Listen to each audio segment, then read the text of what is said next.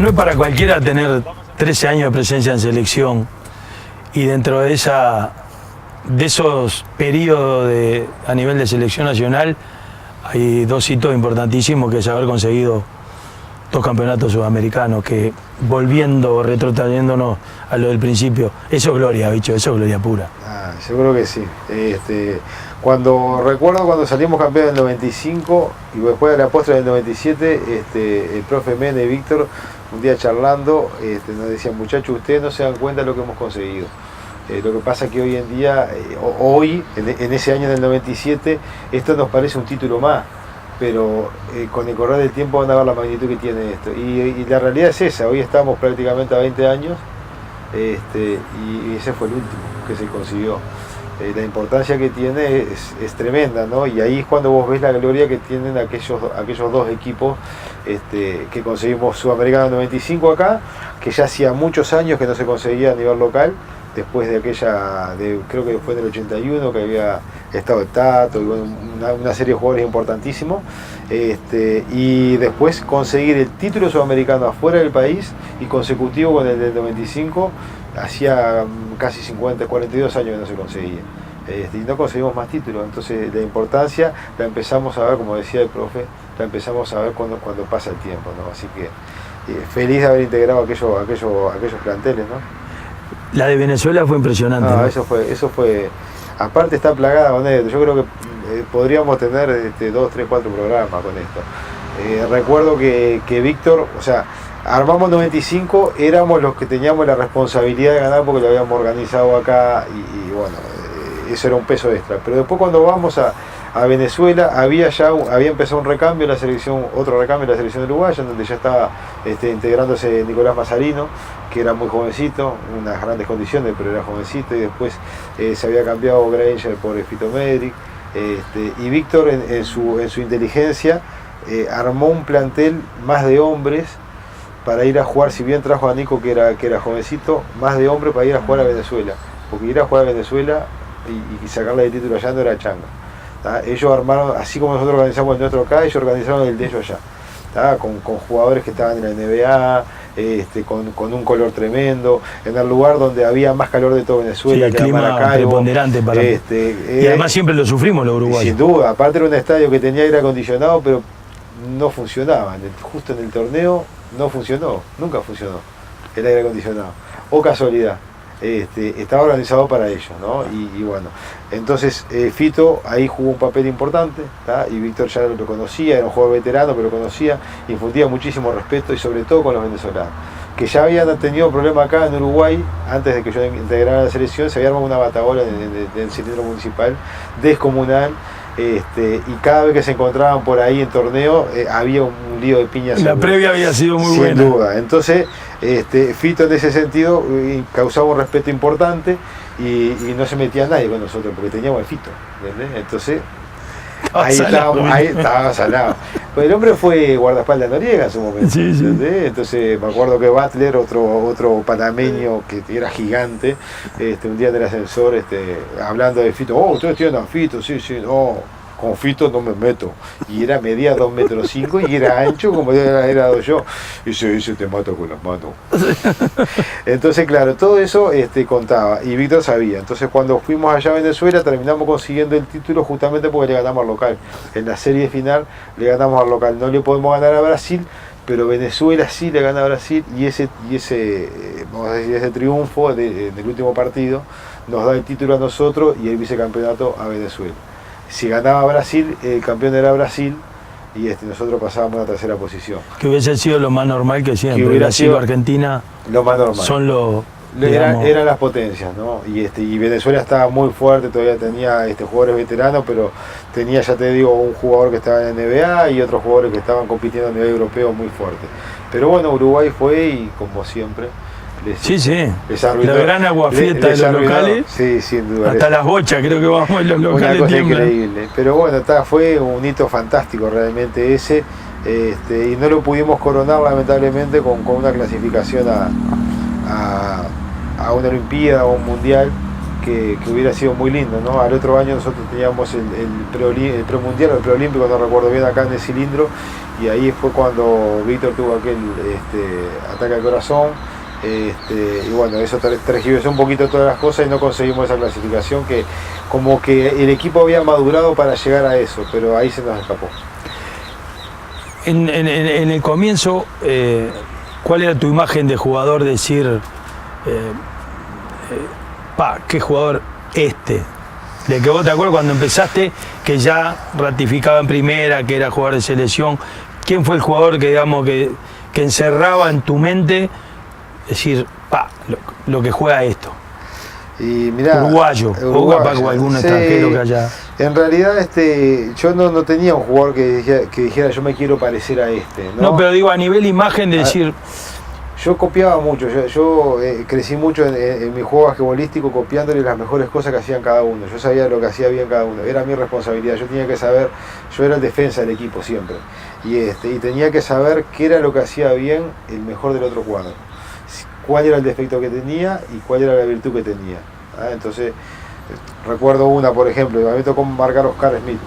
Sí, brasilero. Goleador panamericano, 2,5 metros, imagínate. Además, 35-40 todo. 35-40, promediaba 40 puntos, ¿no? Es una cosa increíble. Y me tocó marcarlo 2 veces con la selección y con el club, con Huelca, jugando en Río Janeiro.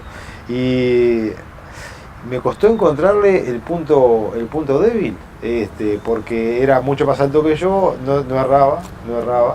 Y yo decía, bueno, un jugador tan alto, yo siempre los jugadores altos les encontraba que en el pique tenía la debilidad, y yo era más rápido que ellos, entonces cada vez que ponía la pelota en el piso o le robaba la bola o los incomodaba. Le quedaba alta ahí. Les quedaba alta, entonces ahí es donde yo sacaba mi ventaja. Pero este hombre no picaba, él tampoco picaba, que era lo único que podía decir. Su defecto que vos decías, de acá por sacar una ventaja, nada, tampoco te la daba. Absolutamente nada, entonces le entré por el aspecto psicológico.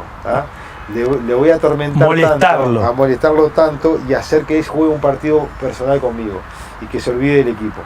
Y eso fue lo que a la postre nos terminó dando, porque él me hizo como 40 y pico puntos, pero lo único que se dedicó a hacer todo el partido fue hacerme goles a mí, se olvidó del equipo y nuestro equipo ganó. Entonces yo siempre tenía que estar mirando qué es lo que los demás hacían bien o mal para poder evitar que me hicieran goles al equipo mío. Entonces en eso estuve viendo jugadores que por ejemplo tiraban muy bien o que pasaban muy bien y estuve copiándoles lo que hacían en la cancha. Cuando pasé a jugar con ellos, con Moglia, con Capalo, con Siriegi, con todos esos jugadores y con Mazarino por ejemplo, entonces empecé a copiar lo que yo hacía en los entrenamientos. Entonces yo de Nico Mazarino sabía que él salía muy bien de las cortinas a tirar, entonces empecé a copiar los ejercicios que él hacía. Después de Moglia, la inteligencia que él tenía para pasar.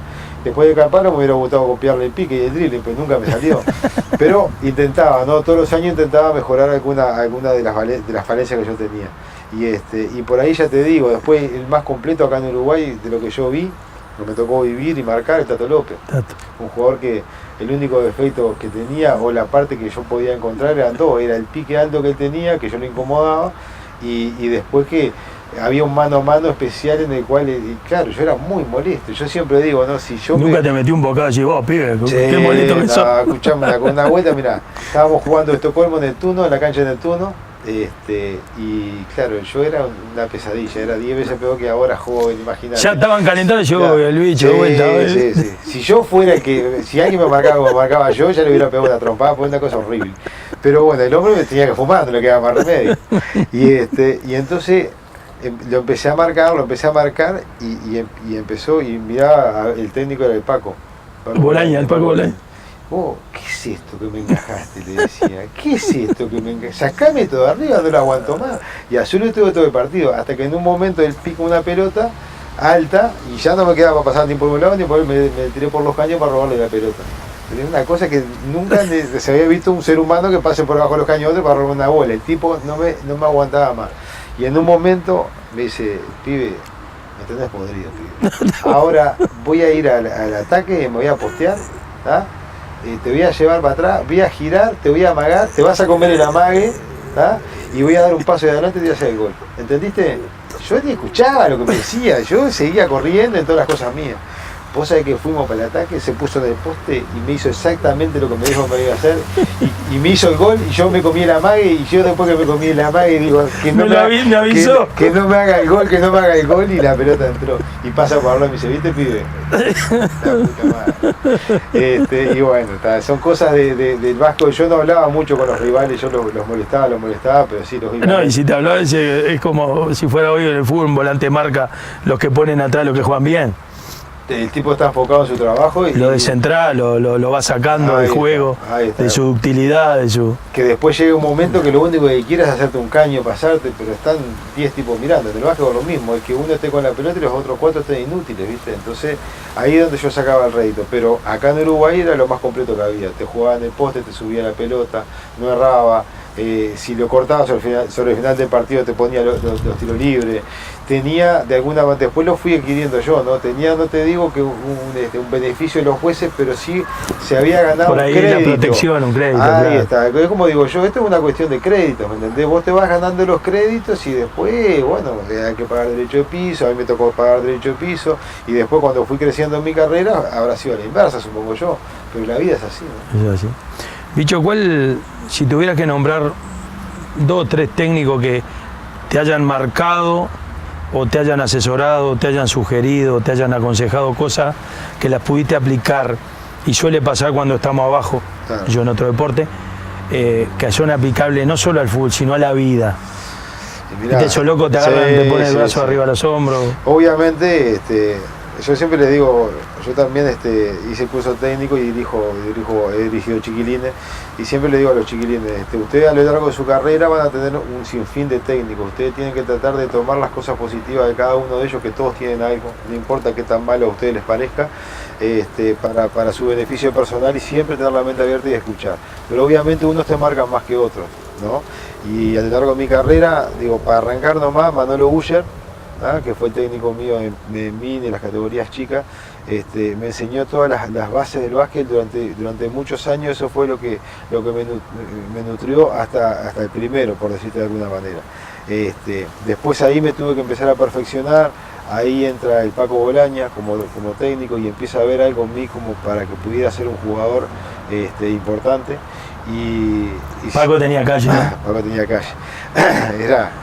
Era muy cómico, es muy cómico, entonces amigo mío hoy en día, y él me contaba, después habló con el Colorado Fajardo, que era el asistente de él, y le dice, escuchame una cosa, viste este pibe que se da vueltas, se tira la cabeza y eso, vos sabés que tiene algo, ¿no? Pero vos viste cómo tira, ¿no? Tira mirando para la cantina, me va a romper todos los vidrios.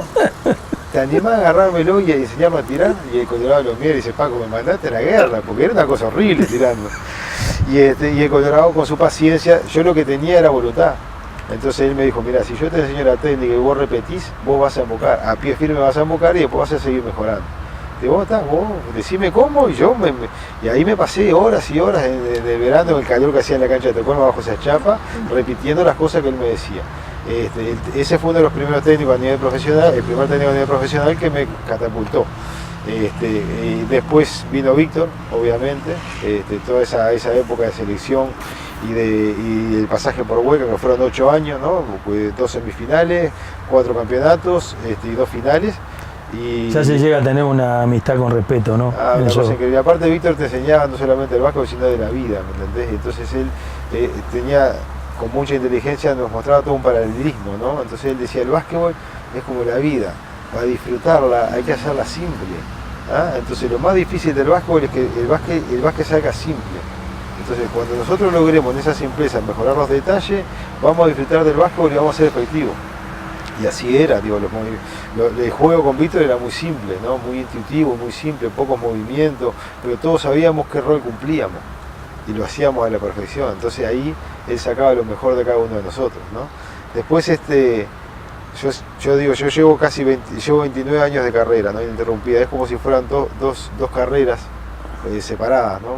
13, 14, 15 sí, años. Normalmente lo que juega un jugador normal son 14, 15 años. 14 años. Ahí está. Y bueno, a mitad de carrera, vamos a decir así, como que me había desgastado un poco, y eso de ser, me habían etiquetado como el loco que defendía, como que se tiraba, como que se corría, pero no aportaba en el ámbito ofensivo, y no había dado ese salto todavía, y entonces ahí viene un técnico argentino, el Che García. El Che García, Y en un principio, como todo, digo, él no conocía el medio y le dijeron, mira, acá tenés, estos son los jugadores de selección que te van a sacar adelante, y después tenés estos otros, mira, acá tenés este, que es el loquito, el popular.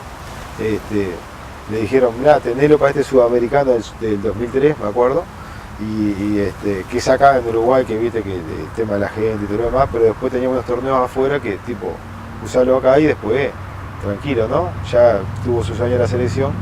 Y recuerdo que Gustavo Silieski, esto me lo cuenta después, no me entero yo después de todo esto, le dijo, hacé como quiera, porque él era el capitán de la selección, o sea, vos lo dejás en esta, después que lo dejes en esta no te lo vas a poder sacar más de arriba, le dijo. Tenía una amistad, un conocimiento con él. Y así fue, digo, ese 2003 yo tuve un sudamericano fantástico, no solamente porque la gente me quería y todo lo demás, sino porque realmente había evolucionado y porque Néstor Eche nos trajo una serie de cosas del otro lado del charco, ¿no? Nuevas para nosotros, y yo abrí la cabeza para aprender. Entonces él nos decía, ustedes no tienen techo, el uruguayo tiene lo que no tiene ningún otro deportista del mundo, tiene ese plus, ese extra, ese tercer huevo que usted dice que es cierto, no lo tienen los demás. Nosotros tenemos el profesionalismo, la técnica, etcétera, etcétera. Ahora, ¿se imaginan si ustedes toman esas cosas nuestras, el profesionalismo, la técnica, el trabajo, la dedicación, y le agregan? Entonces ahí como que nosotros empezamos a crecer y yo me tomé a pie de la letra todas esas palabras y me aprendí un montón de cosas, ¿no?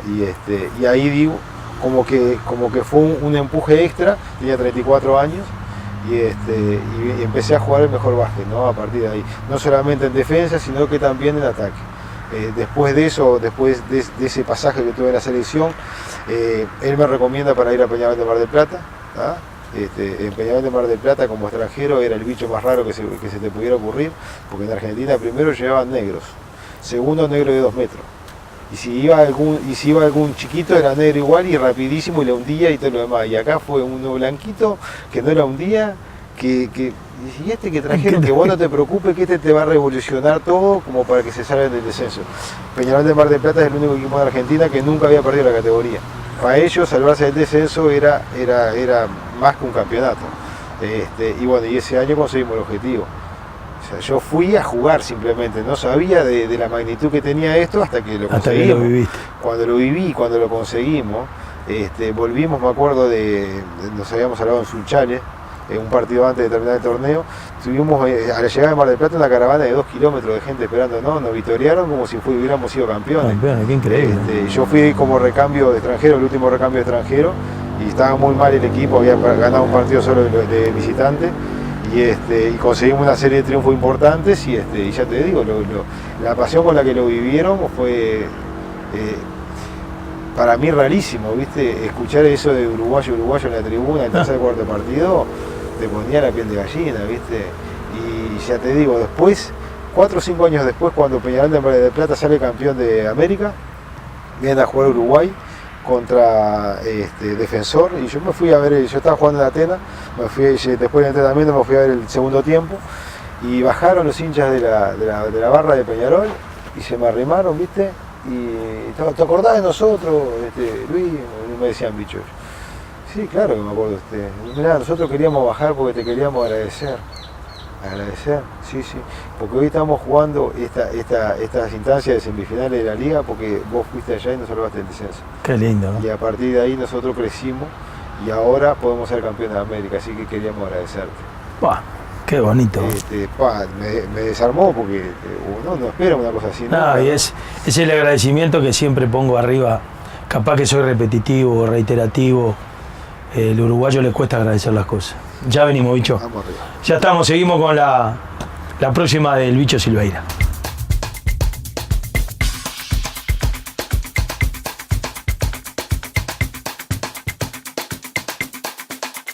Ahí en torneo había un lío de piñas. La previa había sido muy buena. Sin duda. Entonces, Fito en ese sentido causaba un respeto importante y no se metía nadie con nosotros porque teníamos el Fito, ¿entendés? Entonces, ahí estábás al lado. Pues el hombre fue guardaespaldas Noriega en su momento. Sí, sí. Entonces me acuerdo que Butler, otro panameño que era gigante, un día en el ascensor, hablando de Fito, ustedes tienen a Fito, sí, no. Con Fito no me meto. Y era medía 2,5 metros y era ancho como era yo. Y se dice, te mato con las manos. Entonces, claro, todo eso contaba. Y Víctor sabía. Entonces, cuando fuimos allá a Venezuela, terminamos consiguiendo el título justamente porque le ganamos al local. En la serie final le ganamos al local. No le podemos ganar a Brasil, pero Venezuela sí le gana a Brasil. Y ese vamos a decir, ese triunfo del último partido nos da el título a nosotros y el vicecampeonato a Venezuela. Si ganaba Brasil, el campeón era Brasil y nosotros pasábamos a la tercera posición. Que hubiese sido lo más normal que siempre. Que hubiera Brasil sido o Argentina lo más normal. Son los... Eran las potencias, ¿no? Y Venezuela estaba muy fuerte, todavía tenía jugadores veteranos, pero tenía, ya te digo, un jugador que estaba en NBA y otros jugadores que estaban compitiendo a nivel europeo muy fuerte. Pero bueno, Uruguay fue y como siempre... Les arruinó, la gran aguafiesta de los locales, sí, sin duda. Hasta las bochas creo que vamos en los locales. Una cosa increíble. Pero bueno, fue un hito fantástico realmente ese, y no lo pudimos coronar lamentablemente con una clasificación a una Olimpiada o un Mundial que hubiera sido muy lindo, ¿no? Al otro año nosotros teníamos el premundial o el preolímpico, no recuerdo bien, acá en el Cilindro, y ahí fue cuando Víctor tuvo aquel ataque al corazón. Y bueno, eso tergiversó un poquito todas las cosas y no conseguimos esa clasificación que como que el equipo había madurado para llegar a eso, pero ahí se nos escapó. En el comienzo, ¿cuál era tu imagen de jugador? Decir, qué jugador de que vos te acuerdas cuando empezaste, que ya ratificaba en primera, que era jugador de selección. ¿Quién fue el jugador que digamos que encerraba en tu mente decir, lo que juega esto? Y mirá, uruguayo o capaz con algún extranjero que haya... En realidad yo no tenía un jugador que dijera yo me quiero parecer a No, pero digo a nivel imagen de decir... Yo copiaba mucho, yo crecí mucho en mi juego basquetbolístico copiándole las mejores cosas que hacían cada uno. Yo sabía lo que hacía bien cada uno, era mi responsabilidad, yo tenía que saber, yo era el defensa del equipo siempre. Y tenía que saber qué era lo que hacía bien el mejor del otro cuadro. Cuál era el defecto que tenía y cuál era la virtud que tenía. Entonces, recuerdo una, por ejemplo, a mí me tocó marcar a Oscar Smith. Sí, brasilero. Goleador Panamérica, en su inteligencia, armó un plantel más de hombres para ir a jugar, si bien trajo a Nico que era jovencito, más de hombres para ir a jugar a Venezuela. Porque ir a jugar a Venezuela y sacarle el título allá no era changa. Ellos armaron, así como nosotros organizamos el nuestro acá, ellos organizaron el de ellos allá. Con jugadores que estaban en la NBA, con un color tremendo, en el lugar donde había más calor de todo Venezuela, el clima preponderante para y además siempre lo sufrimos los uruguayos. Sin duda, aparte era un estadio que tenía aire acondicionado, pero no funcionaba. Justo en el torneo no funcionó, nunca funcionó el aire acondicionado. O casualidad.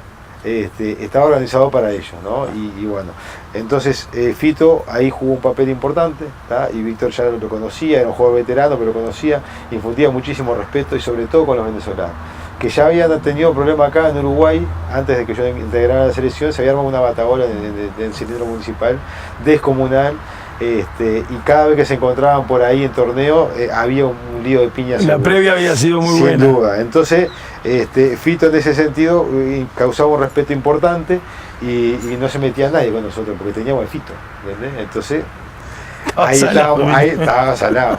Pues el hombre fue guardaespaldas Noriega en su momento. Sí.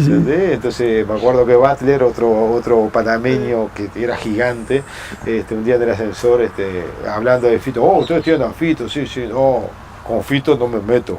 Y medía 2,5 metros y era ancho como era yo. Y se dice, te mato con las manos.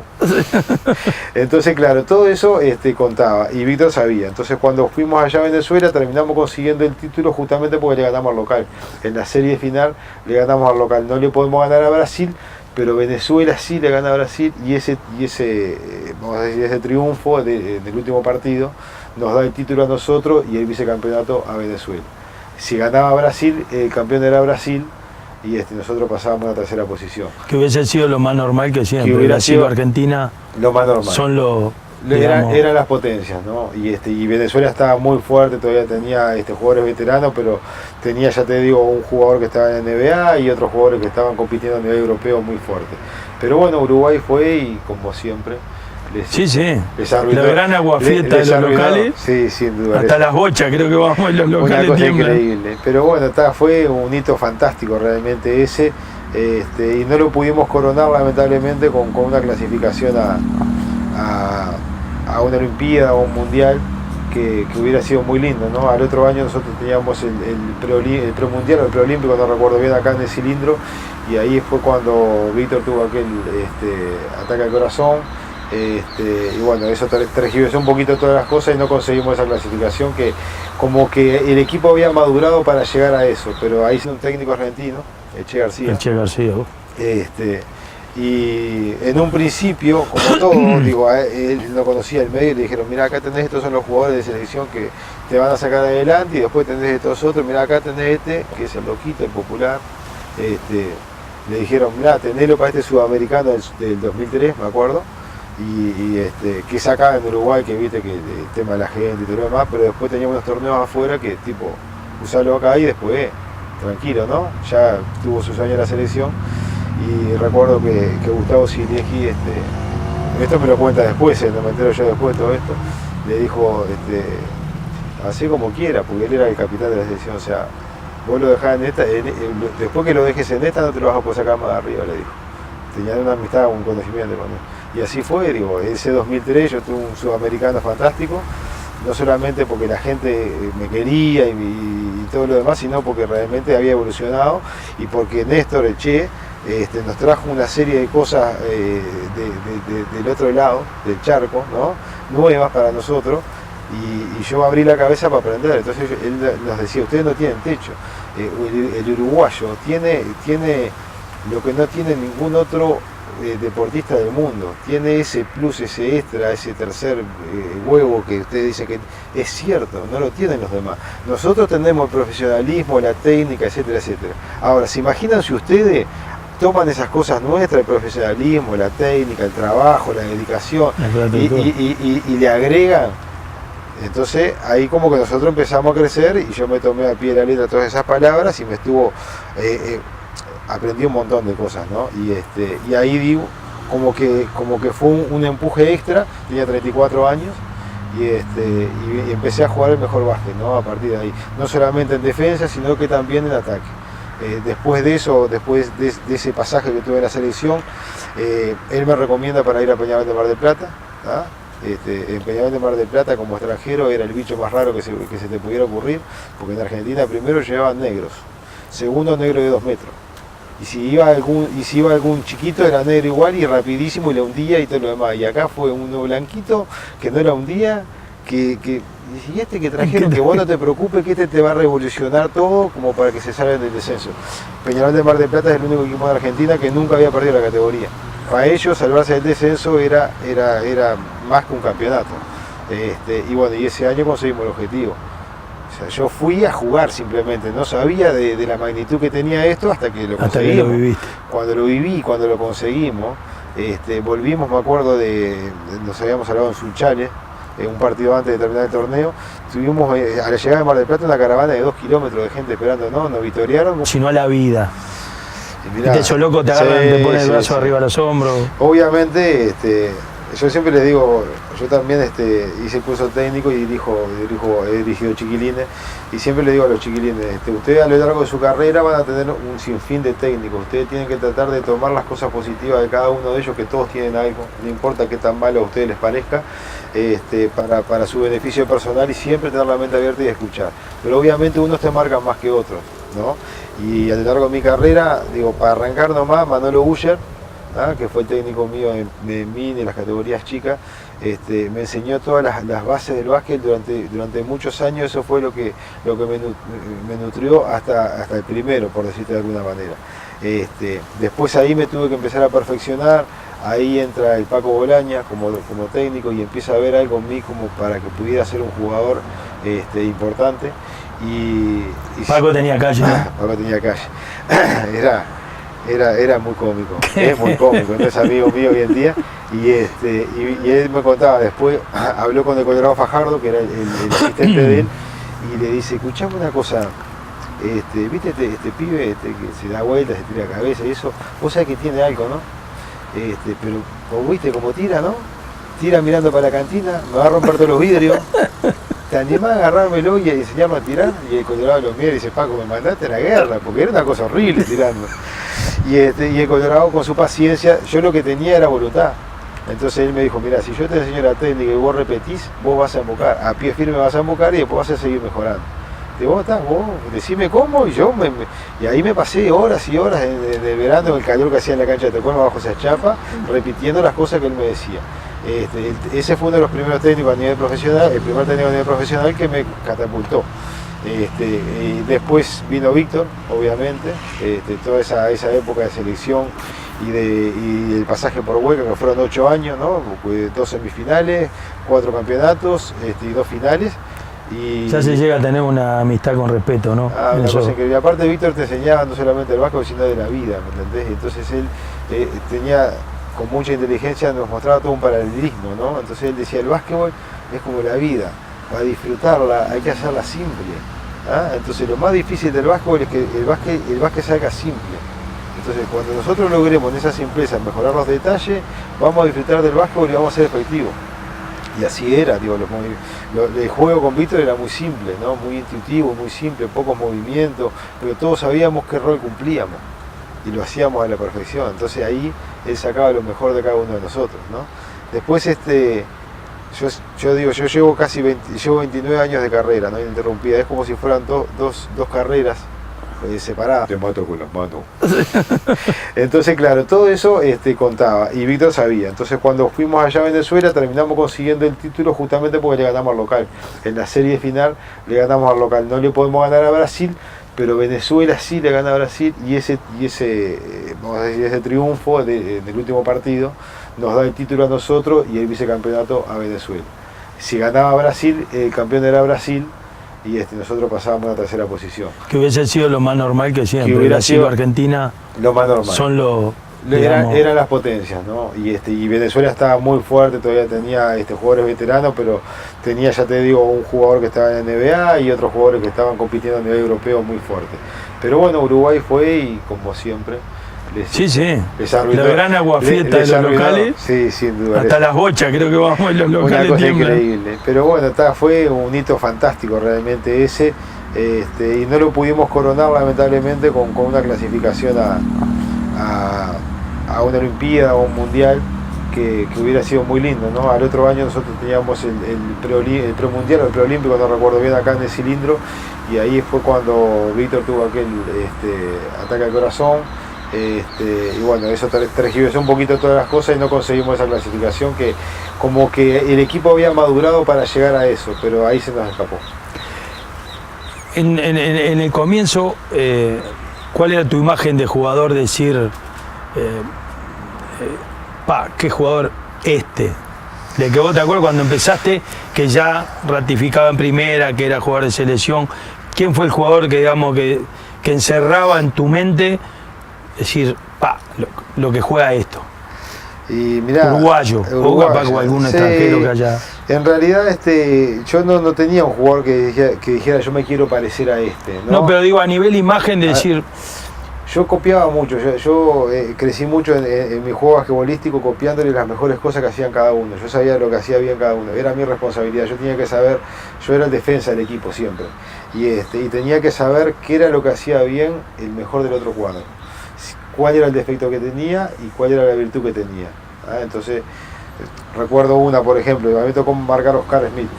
Sí, brasilero. Goleador panamericano, 2,5 metros, imagínate. Además, 35-40 todo. 35-40, promediaba 40 puntos, ¿no? Una cosa increíble. Y me tocó marcarlo 2 veces, con la selección y con el club, con Huelca, jugando en Río Janeiro. Y me costó encontrarle el punto débil, porque era mucho más alto que yo, no erraba. Y yo decía, bueno, un jugador tan alto, yo siempre los jugadores altos les encontraba que en el pique tenía la debilidad. Y yo era más rápido que ellos. Entonces cada vez que ponía la pelota en el piso, o le robaba la bola o los incomodaba.